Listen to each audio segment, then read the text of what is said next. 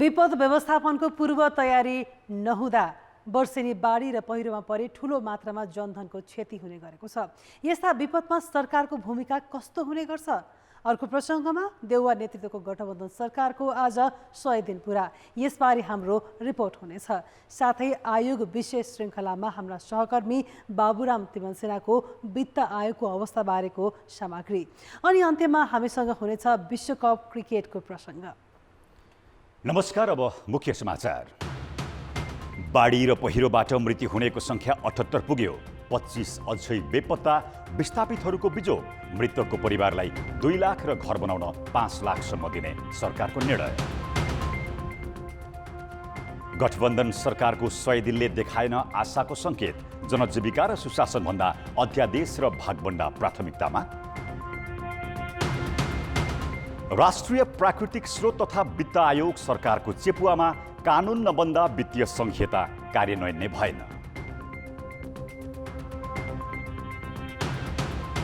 जलवायु परिवर्तन र बढ्दो तापक्रम नियन्त्रणमा औद्योगिक मुलुकहरू नै गम्भीर देखिएनन्। ग्यास र तेलको उत्पादन तत्काल रोक्नुपर्ने राष्ट्रसङ्घको ठहर। र T20 विश्वकप क्रिकेटमा नामिबियाको पहिलो जित, नेदरल्यान्ड्स 6 विकेटले पराजित।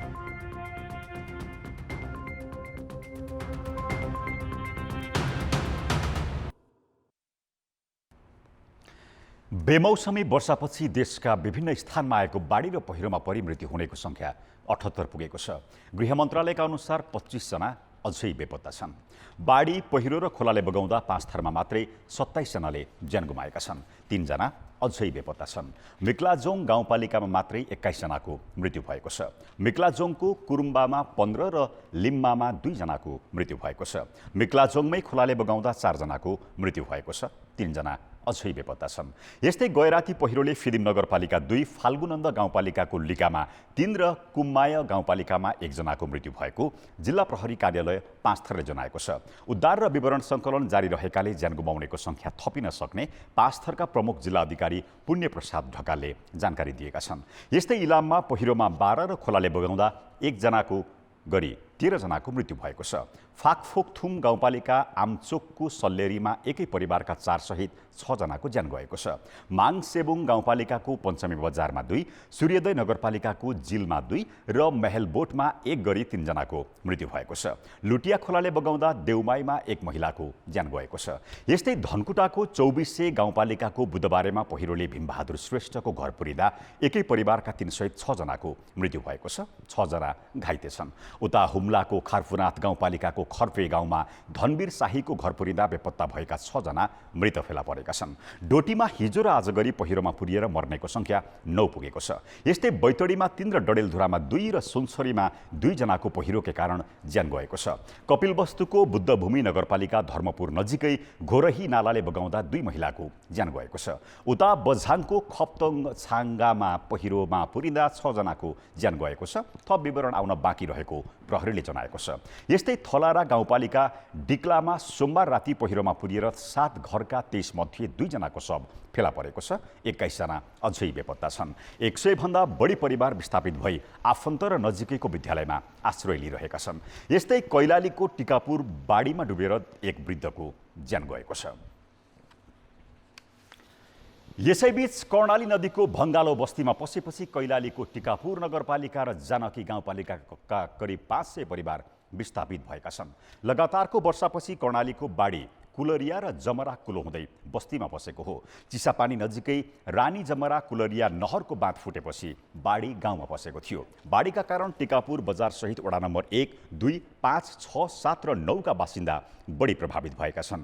त्यस्तै जानकी गाउँपालिकाका 9 र 6 नम्बर वडाका बासिन्दाको बिचल्ली भएको छ।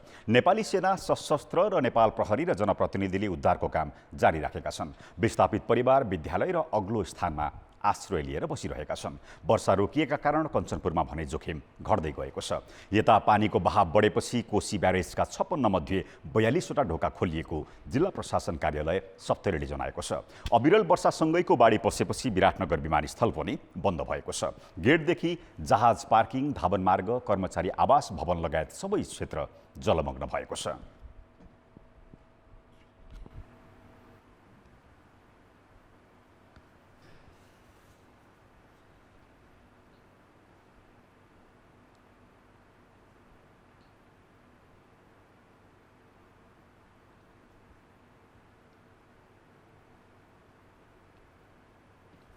तीनतिरबाट कर्णाली नदीले घेरिएको बर्दियाको राजापुर टप्पूमा अधिकांश बस्ती पुरै जलमग्न भएका छन्। तटबन्ध भत्काएर कर्णालीको बाढी बस्तीतिर सोझिँदा राजापुर नगरपालिका र गेरुवा गाउँपालिकाका 8वटा ओडा गाउँ डुबानमा परेका छन्। यस क्षेत्रका 1458 परिवारका 6000 भन्दा बढी बासिन्दा विस्थापित भएको प्रशासनको तथ्याङ्क छ। खाने बस्ने ओबानो ठाउँ समेत नपाउँदा धेरै परिवार 2 दिनदेखि भोकभोकै छन्। नेपालगञ्ज सहकर्मी जे पाण्डेले जोखिमयुक्त डुबान क्षेत्र पुगेर तयार पारेको यो रिपोर्ट। बर्दिया र कैलाली जोड्ने कर्णाली नदीको यो पुल नजिकै अहिले तटबन्ध बगाउन लागेका हुनाले स्थानीयहरू तटबन्ध संरक्षण कार्य गरिरहेका छन्। यो कर्णालीको सङ्घर्षपुर हो। स्थानीयको यहाँको सङ्घर्षले आफ्नो बस्ती कतिसम्म जोगाउने हो त्यो त हेर्न बाँकी नै छ। तर यो भन्दा उत्तरतर्फ धेरै ठाउँमा यस्ता तटबन्धहरू काटेर नदी गाउँतर्फ बगिसकेको हुँदा विपत्ति आइलागेको हो। तहस नहस धेरै भएको छ। हामीले सोचे भन्दा बढी भएको छ। हामीले कहिले पनि 10-11 भन्दा बढी जान्न पानीको लेभल भनेका थियौँ कर्णालीमा। अहिले त लगभग आज रातिसम्म 14 पुग्ने अवस्थामा पुग्यो। यसपटक राजापुर डुबानका विभिन्न कारणहरू छन्।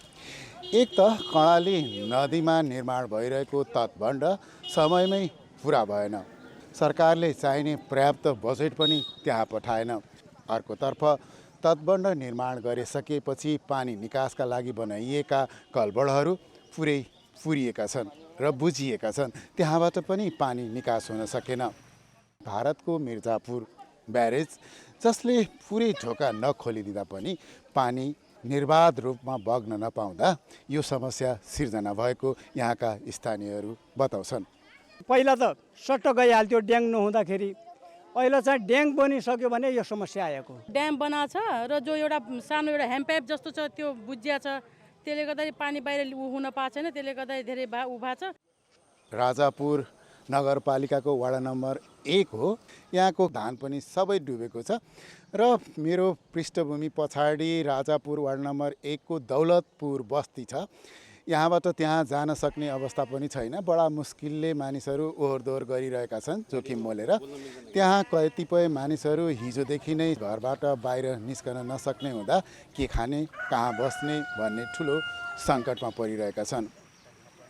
गलिसकेका घरहरू पछि भत्कन सक्ने जोखिम पनि उत्तिकै छ। उद्धारको प्रयास गरिए पनि उद्धार पर्याप्त र प्रभावकारी भने हुन सकेको छैन। किनकि ती डुबान क्षेत्रमा पैदल जान सक्ने अवस्था छैन। यस्तो अवस्थाका बाढ पीडितहरूलाई उद्धार सामग्री पुर्याउन पैदलबाट मात्रै सम्भव देखिँदैन। हेलिकप्टरबाट खाद्यान्न पुर्याउनु पर्ने वा उनीहरूलाई त्यहाँबाट उद्धार गरेर सुरक्षित स्थानमा ल्याउनु पर्ने देखिन्छ। कान्तिपुर समाचारका लागि जे पाण्डे, राजापुर, बर्दिया। सरकारले बाढी र पहिरोमा ज्यान गुमाउनेहरूको परिवारलाई 2 लाख रुपियाँ राहत दिने निर्णय गरेको छ। मन्त्री परिषदको आज बसेको बैठकले बाढी पहिरो र डुबानबाट विस्थापितलाई आवासको व्यवस्था समेत गर्ने निर्णय गरेको हो। सरकारले 1 जनाभन्दा बढी गुमाउनेहरूको परिवारलाई जनही थप 1 लाख रुपियाँ दिनेछ। यस्तै घरबास पूर्ण क्षति भएकालाई नयाँ घर बनाउन हिमाली क्षेत्रमा 5 लाख, पहाडमा 4 लाख र तराई क्षेत्रमा 3 लाख रुपियाँ दिने निर्णय मन्त्री परिषदले गरेको छ। जग्गा समेत गुमाएकाहरूलाई थप 1 लाख रुपियाँ दिइने र आवासको व्यवस्था सरकारले गरिदिने गृहमन्त्री बालकृष्ण अब एकजना परिवारका एकजना मान्छे दिवंगत हुनुभयो भने 2 लाख दिने र त्यही परिवारको अर्को सदस्य पनि दिवंगत हुनुभयो भने थप 1 लाख दिने। त्यसरी चाहिँ नि हामीले उपलब्ध गराउने हो र उपचारको हकमा घाइतेहरूलाई चाहिँ सरकारले नै निःशुल्क उपचार गराउँछ। र यदि त्यहाँ जमिन छैन सम्बन्धित व्यक्तिलाई भने जमिन खरिद गर्नका लागि पनि 3 लाख रुपियाँ उपलब्ध गराइन्छ। र यदि जमिन उपलब्ध गराउन सकिएन या किन्न सकिएन भने सरकारले नै सामूहिक रूपमा चाहिँ आवास पनि निर्माण गर्छ। बाढी पहिरोले घरमा भएको अन्न समेत गुमाएका 5 जनासम्मको परिवारलाई 15,000, त्यसभन्दा धेरै सङ्ख्या भएमा 20,000 रुपियाँ तत्काल उपलब्ध गराउने निर्णय सरकारले गरेको छ।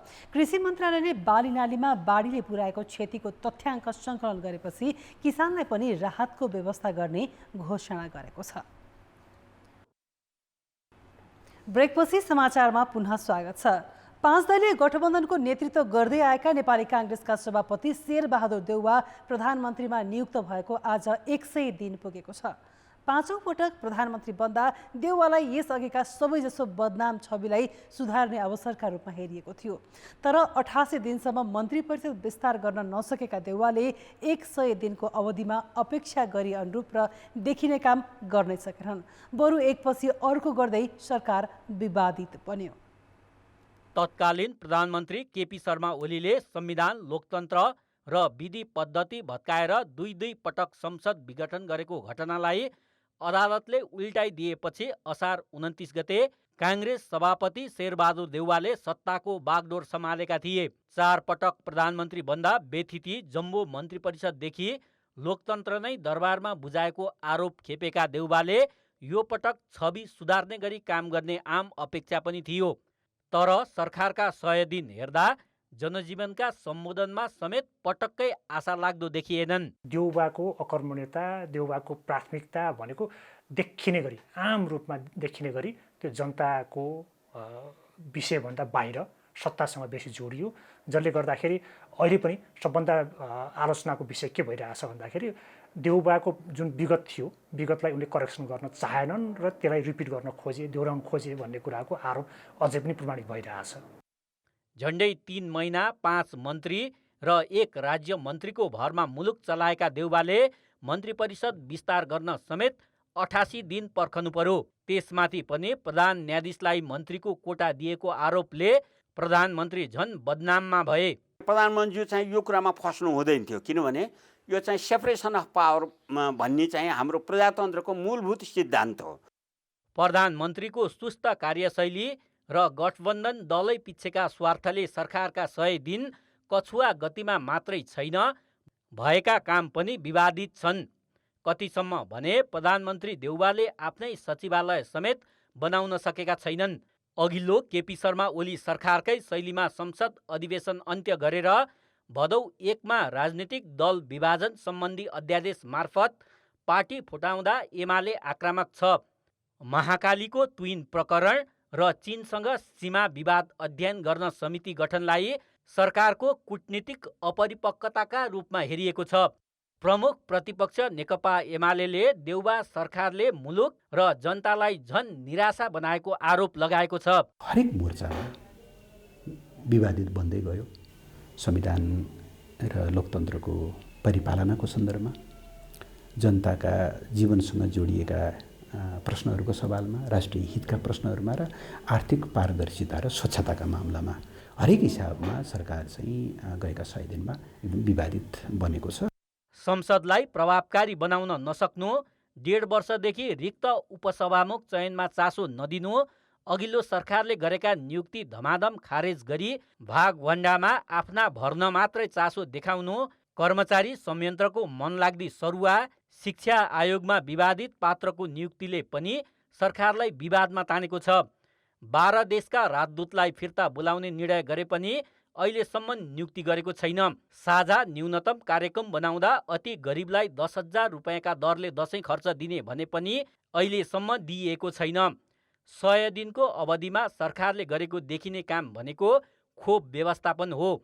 देउवा सरकार बने यता 1 करोड भन्दा बढी मात्रा खोप मुलुकमा भित्रिएको छ।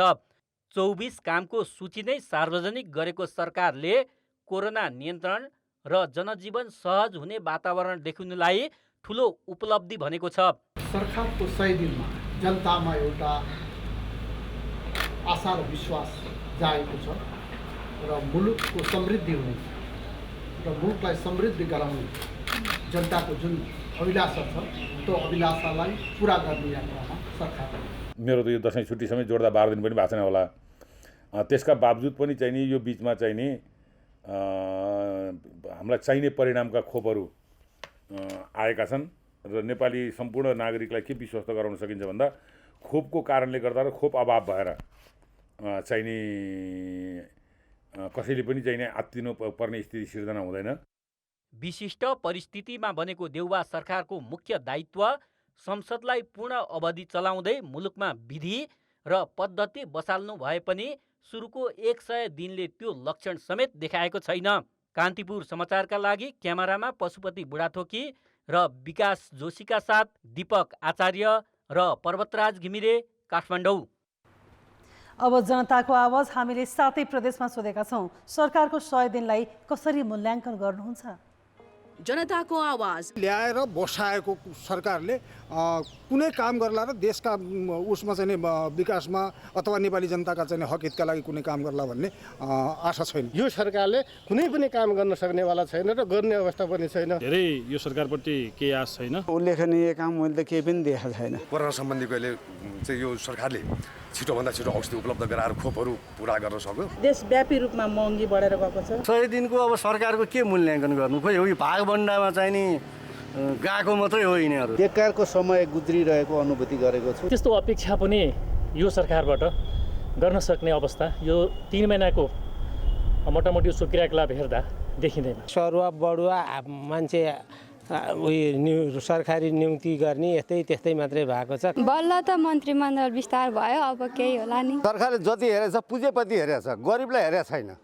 बाढी पहिरो कति गएको छन् तिनीहरूलाई कसैले हेरेको छैन, कोही गएको छैन। अहिलेको सरकार पनि पुरानै सरकारको लैलैमा लागिरहेको छ। जुन आशा जनताको थियो त्यो अनुरूप काम गरिरहेको छैन। अघिल्ला सरकारहरू जस्तै भयो। सबैभन्दा ठुलो काम त यसले संविधानलाई ट्र्याकमा ल्याउने काम गरे। प्रतिगमन सच्याउनका निम्ति बनेको सरकार हो। संविधानको संरक्षण, संघीयताको संरक्षण यस्ता कुराहरू यिनलाई ठुलो उपलब्धि मान्नुपर्छ।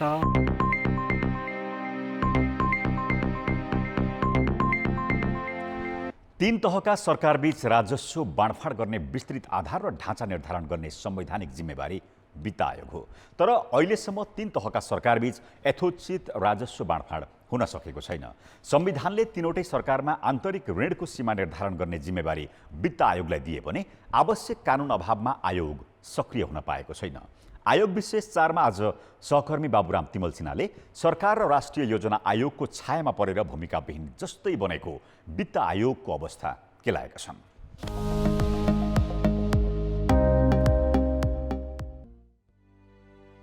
संघीयता कार्यान्वयनको 6 वर्ष पूरा हुँदा समेत पहुँचवाला नेता कार्यकर्ता अर्थ मन्त्रालय धाउने र योजना हात पार्ने चलन रोकिएको छैन। सरकारले वित्त आयोगको जिम्मेवारी खोसेर राष्ट्रिय योजना आयोग मार्फत पहुँचवालालाई योजना वितरण गर्दै आएको छ। तत्कालीन प्रधानमन्त्री केपी शर्मा ओली र अर्थमन्त्री विष्णु पौडेलले आफ्नो गृह जिल्लामा योजनाको थुप्रो लगाएबाट यसको पुष्टि हुन्छ।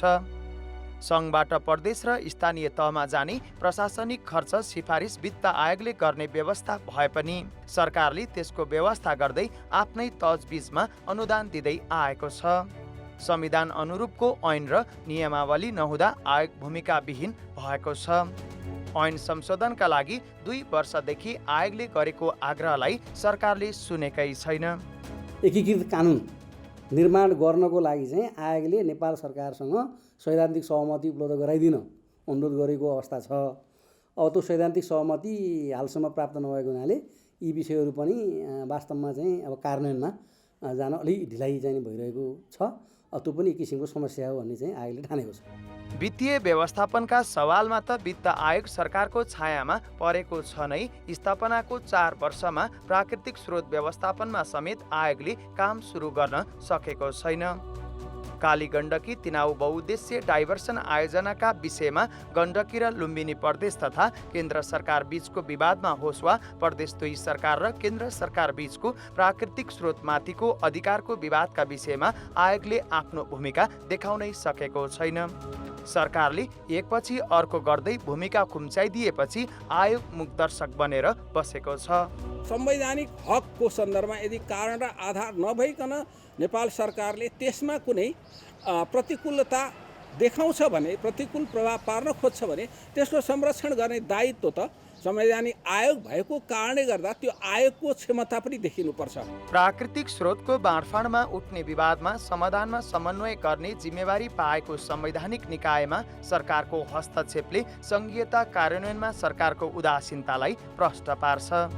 यो चाहिँ निष्पक्ष ढङ्गले काम गर्ने आर्थिक न्यायालय जस्तो, तर यसमा रिसर्च धेरै गर्ने र यसको नीति नियमहरू चाहिँ प्रभावकारी ढङ्गले बनाउने र त्यसमा आधिकारिक ढङ्गले जानकारी राख्ने मान्छेहरूलाई त्यहाँ पठाइनु पर्थ्यो। अब हामी कहाँ कस्तो भयो भने राजनीतिक आस्थाका आधारमा त्यो विषय विज्ञता चाहिँ जहिले पनि छायामा पर्ने गरेर यसको संरचना हुँदाखेरि पनि गम्भीर ढङ्गको कमजोरीहरू भएको छ। वित्त आयोग सशक्त नहुँदासम्म सङ्घीयता प्रभावकारी बन्नै सक्दैन। त्यसका लागि सरकारले आवश्यक कानुन निर्माणमा सहजीकरण गर्दै उसलाई स्वतन्त्र रहन दिनुपर्छ। कान्तिपुर समाचारका लागि क्यामेरामा मुरारी घिमिरे र रूपक कोइरालाका साथ बाबुराम तिमिल सिन्हा, काठमाडौँ।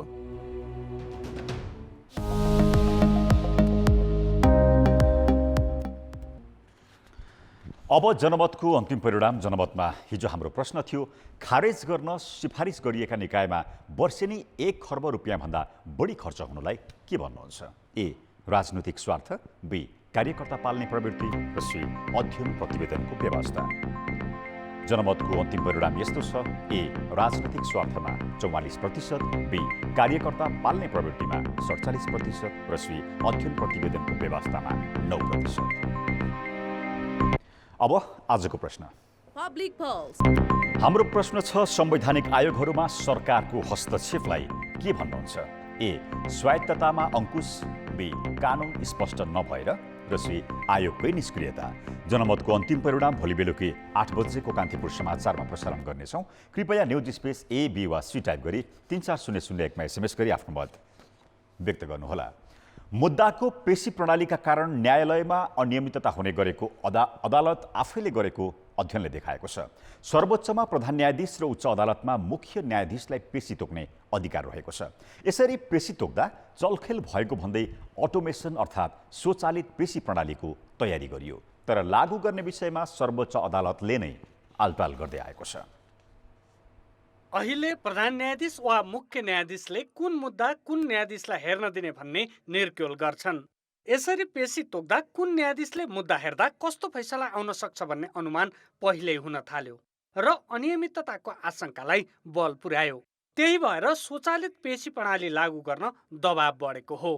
पेशी तोक्ने कुरोमै बढी गडबड छ। हेर्नुहोस्, एकदम कति भने पेशी तोक्ने क्रममै त्यहाँ लेनदेनको कुरो हुन्छ होइन, कसको न्यायाधीश को न्यायाधीश कहाँ पारिदिने, के गरेर पार्ने भन्ने प्रश्न यो लामो समयदेखि उठ्याएको छ। र विशेष गरेर 48-49 सालमा पनि हेर्नुहोस्, यो नेपाल बार एसोसिएसनको हिस्ट्रीमा 48-49 सालमा वास्तवमा चाहिँ न्यायालयभित्र भ्रष्टाचारको बारेमा प्रश्न उठ्याएको थियो। अब 35-36 सालमा पनि उठ्यायो। हेर्नुहोस्, त्यो बेलामा त राष्ट्रिय पञ्चायत भर्सेस जुडिसियरी भए स्थिति पनि थियो।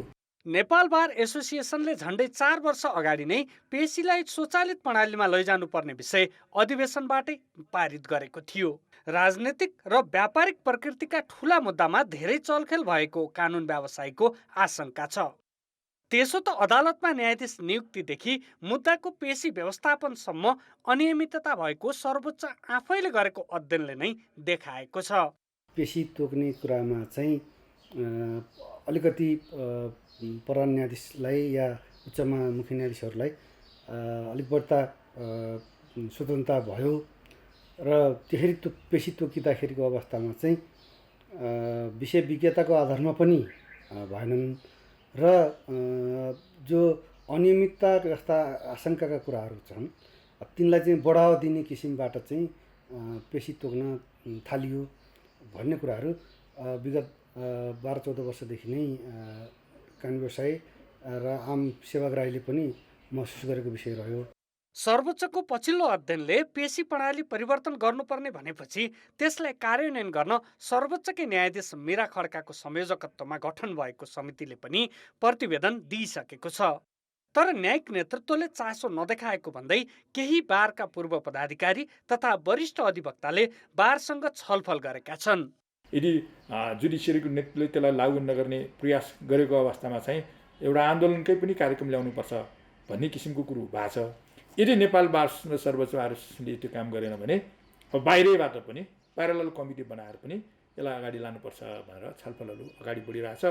न्यायालयमाथिको आशंका र विवादलाई मत्तर बनाउन पनि स्वचालित पेशी प्रणाली तत्काल अवलम्बन गर्न जरुरी देखिन्छ।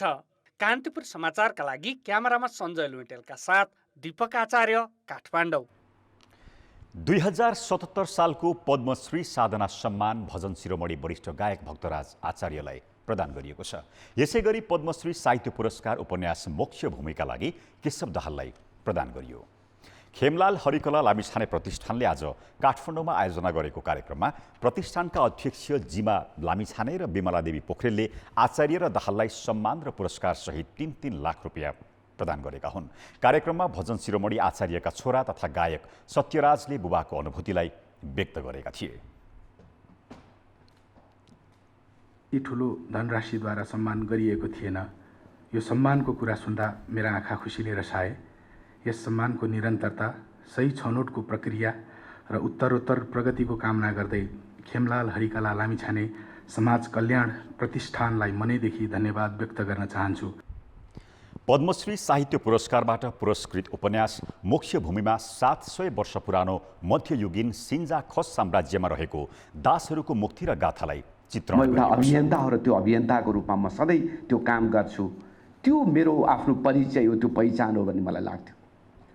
तर आज म त लेखक पनि रहेछु, अझ साहित्यकार पनि, आख्यानकार पनि रहेछु र त्यो परिचय चाहिँ म यस्तो ठाउँमा प्राप्त गर्दैछु जहाँ मेरो अगाडि असाध्यै सम्मानित लेखकहरू हुनुहुन्छ। प्रतिष्ठानका अध्यक्ष लामिछानेले आग्रह र पूर्वाग्रहबाट टाढा रहेर साहित्य, गीत सङ्गीत र लेखन क्षेत्रलाई योगदान पुर्याउनेलाई सम्मान जारी राख्ने बताए। सम्मान स्वयं सम्मानित हुनुपर्छ भन्ने हाम्रो मान्यता रहेको छ। यसको प्रमुख कडी निष्पक्षता र कृतिको उत्कृष्टता नै हो। यसका लागि हामी सधैँ प्रतिबद्ध छौँ। पाठक प्रतिष्ठानले आगामी वर्षदेखि पद्मश्री समाज सम्मान थप्ने निर्णय पनि गरेको छ।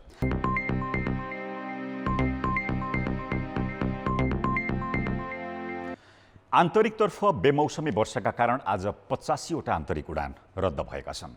आज निर्धारण गरिएका मध्ये 324 उडानमध्ये 239 मात्र उडान भएको नेपाल नागरिक उड्डयन प्राधिकरणले जानकारी दिएको छ। आज सबैभन्दा बढी काठमाडौँ, विराटनगर, काठमाडौँ र काठमाडौँ लुक्लाका उडान रद्द भएका छन्। दशैंमा घर फर्किने यात्रुका कारण चाप बढे पनि मौसम प्रतिकूल हुँदा तोकिए जति उडान हुन नसकेको हो। आक्रामक रूपमा निक्षेपको ब्याजदर बढाएका बैङ्कहरूलाई नेपाल राष्ट्र बैङ्कले तत्कालै ब्याजदर घटाउन निर्देशन दिएको छ। ब्याजदर बढाएका बैङ्कहरूलाई आजैबाट लागू हुने गरी 10% भन्दा कम रहने गरी नयाँ ब्याजदर तोक्न नेपाल राष्ट्र बैङ्कले निर्देशन दिएको हो। राष्ट्र बैङ्कले समय सीमा नै तोकेर बैङ्कहरूलाई ब्याजदर घटाउन पहिलो पटक यस्तो निर्देशन दिएको हो। कार्तिकका लागि नयाँ निक्षेपको ब्याजदर सार्वजनिक गरेका बैङ्कहरूले 3 वर्ष यताकै उच्च ब्याजदर घोषणा गरेका थिए। यसैगरी यो निर्देशन बुधबार नै कार्यान्वयन गरी नयाँ ब्याजदर आफ्नो वेबसाइट मार्फत सार्वजनिक गर्न बैङ्कहरूलाई 1 दिने अल्टिमेटम समेत दिइएको छ। बडा दशैंको अन्तिम दिन आज कोजाग्रत पूर्णिमा नवरात्रको समापन गरिँदैछ। आश्विन शुक्ल प्रतिपदाका दिनबाट सुरु भएको दशैं कोजाग्रत पूर्णिमाको दिनबाट सकिन्छ। सम्पन्नताकी देवी महालक्ष्मीको पूजा आराधना गरी दशैं समापन गर्ने प्रचलन छ। माता दुर्गाका 3 रूपमध्ये एक महालक्ष्मीको पूजा आराधना गरेर आज रातभरि जागरण बसी दुर्गा पक्षलाई बिदाई गरिन्छ। खेलकुद समाचार। नमस्कार, कान्तिपुर खेलकुद समाचारमा स्वागत छ। नेपाली फुटबलको चिर परिचित प्रतिद्वन्दी भारत साफमा सधैँ बाधक बन्ने गरेको छ। दक्षिण एसियाली फुटबलमा 28 वर्षपछि इतिहास रच्दै पहिलो पटक फाइनल पुगेको नेपाल भारतकै कारण उपविजेतामा सीमित भयो। मालदिभ्समा सम्पन्न साफमा अब्बल प्रदर्शन गरेका नेपाली टिमका कप्तान तथा गोलकिपर किरण चेम्जोङलाई हाम्रा सहकर्मी किसन भण्डारीले सोधेका छन्, च्याम्पियन बन्न कसले के गर्नुपर्छ? नेपाल 28 वर्षपछि साफ च्याम्पियनसिपको फाइनलमा पुग्यो होइन, त्यो फाइनल पुग्दाको क्षण कसरी सम्झिनुहुन्छ? एकदमै मेमोरेबल। 28 वर्षपछि साफ च्याम्पियनसिप जुन चाहिँ बङ्गलादेशसँगको खेल हामीले लास्ट मिनटमा अञ्जन विष्ट भएको गोलले गर्दाखेरि हामी ड्र भएर फाइनल पुग्दाखेरिको क्षण, नट इभन द प्लेयर, सब अफिसियल पनि एउटा कोचदेखि लिएर मेडिकल स्टाफ, त्यो प्लेयर बक्स, त्यो फिल्ड जुन चाहिँ एउटा इमोसनल भएको थियो, एकदमै मलाई लाइफ टाइम मेमोरेबल नै छ भनौँ। झन्डै 1 वर्ष तयारी गऱ्यौँ जस्तो लाग्छ मलाई, किनभने विश्वकप छनौट पनि हामीले खेल्यौँ होइन। त्योभन्दा अगाडि इराकसँग मैत्रीपूर्ण खेल, त्योभन्दा बाहेक भारत, ओमान जस्ता देशहरूसँग मैत्रीपूर्ण खेलहरू खेल्यौँ। अब यो बिचमा चाहिँ तपाईँको हुन्छ नि 1 वर्षको तयारीले गर्दा त्यहाँ साफ च्याम्पियनसिपको फाइनलमा पुग्यौँ होइन। ट्रफी नै जित्नको लागि त्योभन्दा कति थप आवश्यक पर्ला तयारीको लागि? कुनै चिज पाउनुको लागि, एउटा ड्रिम एचिभ गर्नुको लागि डेडिकेसन र हार्डवर्क, टाइम सबै कुरा चाहिन्छ, जुन चाहिँ हामीले यो वर्ष गरेको पनि थियौँ। त्यही अनुसार फलस्वरूप हामीले 28 वर्षपछि हामीले एउटा साफ च्याम्पियनसिपको एउटा फाइनल तय गऱ्यौँ, एउटा हिस्ट्री क्रिएट गऱ्यौँ, फाइनली जित्न सकेनौँ। फाइनलमा जुन अब एउटा राइभल टिमसँग हामी 3-0ले लुज हुनु पुग्यो। निकै नै इम्पोर्टेन्ट छ। अपकमिङ इयरहरूमा अझ हामीले यो चिजहरूलाई धेरै फोकस गरेर एउटा फ्युचर प्लान गरेर गयौँ भने अझ राम्रो हुन्छ जस्तो लाग्छ मलाई। भारत जस्तो बन्नको लागि चाहिँ हामीलाई कति समय लाग्ला भन्नाले भारतलाई प्रतिस्पर्धामा हराउनको लागि? विदाउट सपोर्ट केही पनि हुँदैन। एन्ड प्राइभेट कर्पोरेटहरूले जस्तै इन्डियामा पनि इन्भेस्ट उहाँले जसरी गर्नुभएको छ, एउटा फुटबलमा मात्रै नभएर एउटा वर्ल्ड स्पोर्ट्समै इन्भेस्ट गर्नुभएको छ, सपोर्ट गर्नुभएको छ, त्यो चिज एकदमै इम्पोर्टेन्ट छ। नेपालमा पनि एउटा खेलकुदमा नट ओन्ली फुटबल, क्रिकेट सबै एउटा स्पोर्ट्सलाई एउटा फ्युचरमा रिजल्ट हामीले ल्याउन चाहन्छ भने चाहिँ डेफिनेटली एउटा सरकारले एउटा सपोर्ट फुटबलमा एउटा लगानी अभियसली गर्नु नै पर्छ। त्यस पछाडि एउटा सङ्घहरूले एउटा प्लान बनाउनुपर्छ। त्यस पछाडि प्राइभेट कर्पोरेटहरूले चाहिँ अझ त्यसमा सपोर्ट गरिदियो भने हामीले इन्डिया जस्तो ठाउँमा, इन्डियाको प्लेसमा चाहिँ हामी पुग्न सक्छौँ। जस्तो यहाँ भारतमा व्यावसायिक फुटबल खेल्दै हुनुहुन्छ होइन, रोहितले उता इन्डोनेसियामा व्यावसायिक फुटबललाई निरन्तरता दिइराख्नु भएको छ। अब हाम्रा नयाँ प्रतिभाहरू देख्नु भएको छ होइन, नेसनल टिममा धेरै नयाँ प्रतिभाहरूले यसपालि आफूलाई प्रमाणित पनि गर्नुभएको छ र उहाँहरूको लागि इन्टरनेसनल एक्सपोजर र इन्टरनेसनल लिगमा आबद्धता कतिको सम्भव देख्नुहुन्छ? अभियसली यो जुन एउटा साफको पर्फर्मेन्सले गर्दाखेरि मेबी 2-4 जना प्लेयर्स, यङ प्लेयर्सहरूलाई अपर्च्युनिटी मेबी पाउन सक्ला जस्तो लाग्छ मलाई। साउथ एसियन कन्ट्रिजमा को लिगमा मैले देखेअनुसार चान्स छ, 2-4 जना एक्सपेक्ट गर्नु सकिन्छ। तर जुन अहिले नयाँ प्लेयरहरूले चाहिँ जुन एउटा पर्फर्मेन्स गरेको छ साफ च्याम्पियन, उहाँले चाहिँ सोच्नुपर्छ कि we are not here, we are still here, long way to go. हामी बिस्तारै चढ्नुपर्छ, एकैचोटि फेरि यहाँ फ्लाइ गरेर चढ्नु पनि सक्छ। नेसनल टिममा हाम्रो प्रोपर स्ट्राइकरको कमी भएको हो के लाग्छ यहाँलाई? अभियसली एउटा विनिङ एउटा विनिङ स्ट्राइकर दिने प्लेयर नेपालमा भयो भने अभियसली एउटा टिमको लागि निकै नै राम्रो कुरा हुने छ फ्युचरमा पनि। अब जुन तपाईँले सुनिल छेत्रीको जस्तो कुरा गर्नु, एभ्री म्याचमा इम्पोर्टेन्ट रोल उहाँले एउटा एभ्री म्याचमा स्कोर गरिराख्नु भएको थियो। हाम्रोमा चाहिँ त्यो भएन, किनकि हामी प्रपर स्ट्राइकर एकजनै मात्रै हो भनेर हामी गएन, हाम्रो त टिममा थियो अघि पनि भने। र फ्युचरमा जुन एउटा चाहिँ टिममा क्लिकिङ एउटा स्ट्राइकर चाहिँ पायो भने हामीलाई चाहिँ विनर एउटा एभ्री विनमा चाहिँ इम्पोर्टेन्ट गोल स्कोर गरिदिने एउटा छ भन्ने भयो भने चाहिँ निकै नै हामीलाई हेल्प हुन्छ जस्तो लाग्छ, एउटा प्रपर स्ट्राइकर नेपालमा भइदियो भने। खेलकुद समाचार अहिलेलाई यति नै। अब मौसम सम्बन्धी जानकारी।